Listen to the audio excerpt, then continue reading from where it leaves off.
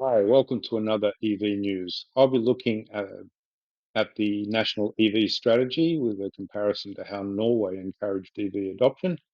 I'll talk about Queensland, which is up the ante with an increased incentive, and they made it retrospective so early adopters didn't get screwed, which is really nice.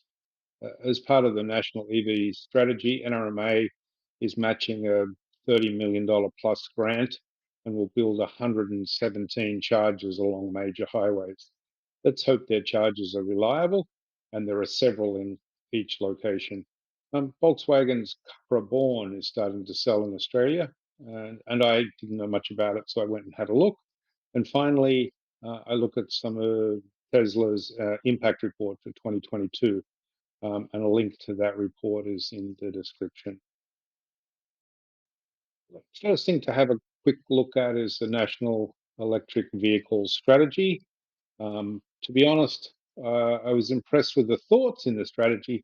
I would have, however, preferred to learn that more of it will actually be underway soon. Love to receive regular reports from the government on progress every 3 months or every 6 months, a little bit of an update on where they're at. Some of these things were promised a year ago and haven't moved, and they're now part of the strategy. So, over the next few pages, the green in the pieces means things that I think are underway, and the red means that I don't think they are yet. Okay, so let's have a look. There were three strategies. The first of those strategies is around the increased supply of EVs. And I really struggle with the word supply in here because most of the objectives seem to be either increasing demand, such as state and federal targets to purchase more EVs. Um, the fuel efficiency standards, once adopted, and I don't know how long that's going to take, will discourage manufacturers from sending more polluting vehicles to Australia and might encourage more EV supply. Recycling, critical minerals, Australian made batteries are all good things, but I'm not really sure how they increase supply. Um, the next one was to enhance infrastructure, and there's a bunch of things in this one. The only green thing I can see is that NRMA's been given the green light to go ahead and build 117 EV chargers. I've got a map later on to show you a little bit where they are. Um, but the first thing it talks about in here is the national mapping tool. Honestly, we have two mapping systems already. We've got PlugShare, which works just great, and people update it. And there's Open Charge Map as well. So do we really need a third? And what will it be like trying to get that updated when new charges appear, and get some feedback on when a charge is broken and so on? I don't know. It just seems like a bit of a waste of time, to be honest. Um, the next one's around existing multiple residential buildings, and having chargers in there. I think it'd be great to have chargers there, but it's going to take a while. It's going to be slow and cumbersome to roll that out in lots of buildings. Um, in Norway, I'll talk about it later, but in Norway, they made it a right for people to be able to charge. So if there was a PowerPoint somewhere, they could plug into that and they had the right to do that. So that was kind of interesting. Um, PlugShare at the moment shows more than 500 locations for charging in Australia.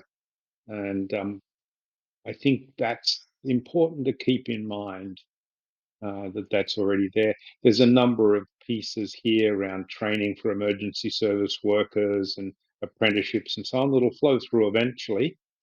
And that infrastructure, I guess, makes sense as there are more and more EVs on the road. But that's a slow burn, I think. The apprenticeships could take several years to come through. Um, why we need to say it'll be world best training? It's, yeah, I don't know. I get a bit frustrated with the words world best when they talk about things that are happening in Australia. Just make it good or make it great. It doesn't have to be world best. Um, and the last thing in the infrastructure space, I guess, I wish all chargers could take payment by card. I'm sure this would help with adoption. You imagine if you went to Ampol one day and BP the next and Shell the day after that, and you needed a different payment method every time you went into a petrol station, um, it just wouldn't work, and it shouldn't have to work with EV charging either. Increased demand, that bit seems to be going okay. The discounts uh, are happening, and so there's some good things around the way the federal government is making it cheaper if you want to lease a vehicle. The state and territories have been great at giving purchasing incentives. One of the things I'll talk about soon is Queensland having updated that to be $6,000. We'll see that in a while. And there's some green car loans that have been approved and happening. So what's missing from all this? And there's a lot, I think. There's nothing mentioned about heavy vehicles like buses. Um, there's disincentives to buy ICE vehicles should be perhaps part of the puzzle. Um, what Norway did is that they made parking, toll, and driving things for EVs part of the incentive package. Could you imagine how many people would want to go and buy an EV if tolls for the next 3 years were free if you had an EV? There's no end date in this document for ICE vehicles. There's some intentions, but nothing formalized. And again, that option of a standard way to pay for charging rather than needing multiple apps would be great. And looking at Norway, a period where toll driving is free would just be amazing. And I'm a bit confused why we would need to put a thing about hydrogen and fuel cell vehicles inside the EV structure or the EV document and strategy. Um, I just wonder how that was influenced to be in here. It doesn't seem to make sense. I talked about Norway a little bit. Let's have a look at Norway's path to EVs. They've got lots and lots of EVs in there, and I think 70, 80, 90% of new vehicles purchased right now are EVs. Here are some of the early incentives. They made it free parking in municipal areas. So, driving down into the city of Sydney or Melbourne or Brisbane and being able to park for free because you've got an EV in a tolled area would be fantastic. They had no charge on toll roads. They had no charge on ferries, and they specified a right to charge in apartment buildings. Some of those things have now ceased or halved, but the incentive at the beginning was important because that helped get the charging infrastructure in because lots more people had cars and people could make a little bit of money out of the charging infrastructure. So that all made sense. All right, a few other things to talk about. The Queensland incentives, fantastic. They've increased from 3,000 to 6,000, so long as your household income is under 180, which seems reasonably fair, I think. um, Applicants that have already done it and got their $3,000, if they qualify and they're eligible under this new rule of 180, and the vehicle price went up by a little bit as well, they're entitled to get the extra 3,000, and that's really fair and fantastic. As I said before, NRMA is stumping up half the money, and the government the other half of the money for 117 charges to help um, fill in some spots where there's no charging. These roads seem to be long distance roads. There seem to be one from Adelaide up to Alice Springs and up to Darwin, and another one around the coast of Western Australia. Uh, I'm not sure how much they get used, but charges there are a good thing. And let's have a look at the map.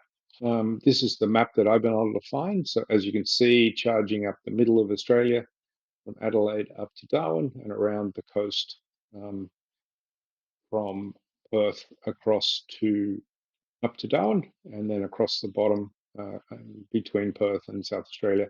So lots of good things.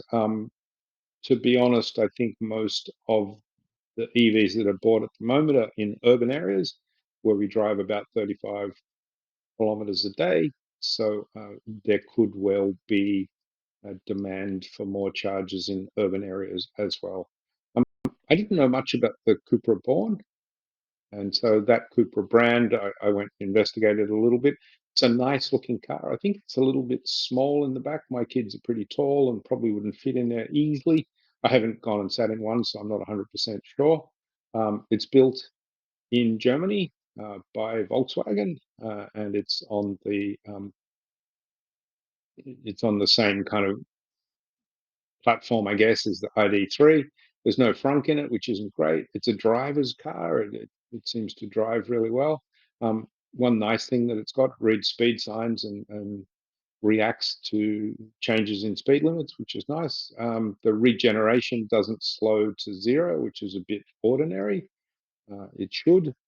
Um, the only option in Australia seems to be the 77 kilowatt option, which is the bigger battery pack, and most of the colors are the same price. I'm looking at you, Tesla, where you charge so much more for red, and the cash price with no additional options is around $63,000, which seems quite reasonable to get yourself into a good quality, well built car. I haven't gone and played with one, so I can't. Please don't hold me to that because I don't know. And the last thing I wanted to look at really quickly was the impact report that Tesla published the other day. There's a link to that in the description of this video, so please enjoy that. Go and have a look and enjoy the read. Um, I just picked out 3 different slides from here. The first one is around safety. Um, and the indication in the US, where this has been analyzed, is for every million miles, there's 1.53 accidents. In Tesla's numbers, when using autopilot, is about 0.18, and that's mostly on the highway.